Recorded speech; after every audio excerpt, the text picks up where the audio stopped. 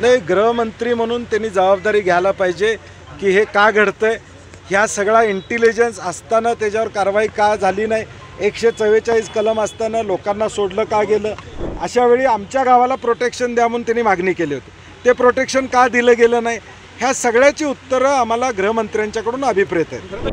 ते खासदार बालिश आहेत, त्यांना माहीत नव्हतं, तुमच्याच माध्यमातून आम्ही त्यांचा व्हिडिओ बघितला की मदत त्यांना वाटलं आम्ही विशाळगडवर केलेली आहे, मदत गजापूरवर केलेली आहे, एवढी प्राथमिक माहितीसुद्धा त्यांच्याकडे नव्हती. कुठेतरी कोल्हापूरमध्ये सामाजिक एकता जी आहे मागच्या वेळी झालेली घटनेमध्ये देखील बाहेरगावावरून लोक आले होते, त्यावेळी जिल्हा पोलीस प्रमुखांनी नाकाबंदी केली नाही.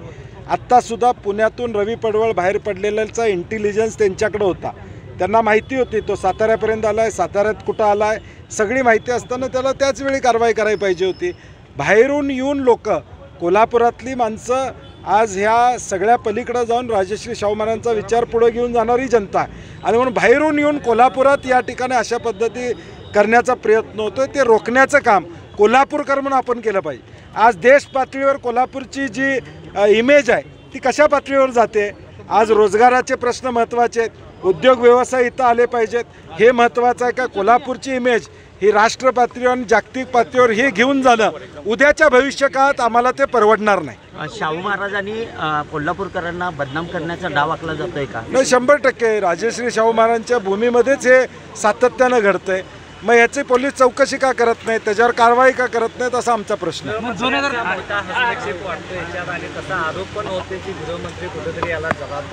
नाही, गृहमंत्री म्हणून त्यांनी जबाबदारी घ्यायला पाहिजे की हे का घडतंय, ह्या सगळा इंटेलिजन्स असताना त्याच्यावर कारवाई का झाली नाही, 144 कलम असताना लोकांना सोडलं का गेलं. गजापूर गावातल्या लोकांनी 3 दिवस आधी तिथल्या स्थानिक पोलीस स्टेशनला सांगितलं होतं की अशी घटना म्हणजे अशा गरमाव येणार आहे, अशा वेळी आमच्या गावाला प्रोटेक्शन द्या म्हणून त्यांनी मागणी केली होती, ते प्रोटेक्शन का दिलं गेलं नाही, ह्या सगळ्याची उत्तरं आम्हाला गृहमंत्र्यांच्याकडून अभिप्रेत आहेत. इंडिया आघाडीने केलेली मदत ही ढोंगीपणा. ते खासदार बालिश आहेत, त्यांना माहीत नव्हतं, तुमच्याच माध्यमातून आम्ही त्यांचा व्हिडिओ बघितला की मदत त्यांना वाटलं आम्ही विशाळगडवर केलेली आहे, मदत गजापूरवर केलेली आहे, एवढी प्राथमिक माहितीसुद्धा त्यांच्याकडे नव्हती. आम्ही मदत कुठं केली, गजापूरमध्ये ज्या लोकांच्यावर अत्याचार झाला तिथं महाराजांनी आम्ही इंडिया आघाडी म्हणून मदत केलेली आहे. अज्ञान असलं की अशी वक्तव्य येतात. महायुतीच्याकडून सर्वे झालेला आहे, पश्चिम महाराष्ट्रात त्यांना 1 सीट मिळत नाही, त्यामुळे या प्रकरणाला तूल याला राजकीय रंग आहेत 100%.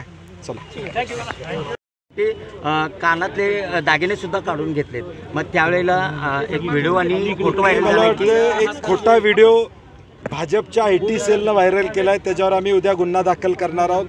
कारण की त्या भगिनी सांगत होते आमच्या कानातलं सुद्धा काढून घेतलं, आणि महाराज ऐकू येण्यासाठी त्यांना मला सांगत होते परत की कानातलं सुद्धा काढून घेतलं, आणि ह्याचा विपर्यास करून जो खोटा पद्धतीनं त्या ठिकाणी देश पातळीवर केलेला आहे, ट्विटरवर असेल, सोशल मीडियावर, त्याच्यावर आम्ही रितसर गुन्हा दाखल गजापूरमध्ये आहेत, काय विनंती करता किंवा काय आव्हान? मला वाटतं आम्हाला आलेलं प्रसारमाध्यमातूनच कळालं. खासदार आदरणीय शाहू महाराज आहेत, आम्ही आमदार आहोत, एखादी लोकप्रतिनिधींच्यावर बैठक घेतली असती तर आम्हाला कळालं असतं नेमकं शासनाची भूमिका काय आहे. आम्ही तिथं जाऊन आलेलो आहे, आमच्या व्यथा काय आहेत, आमच्या अँगलनं आम्ही जे बघितलेलं आहे आम्हाला माहीतच नाही ते आलेले, ते प्रसारमाध्यमातूनच कळालेलं आहे आम्हाला.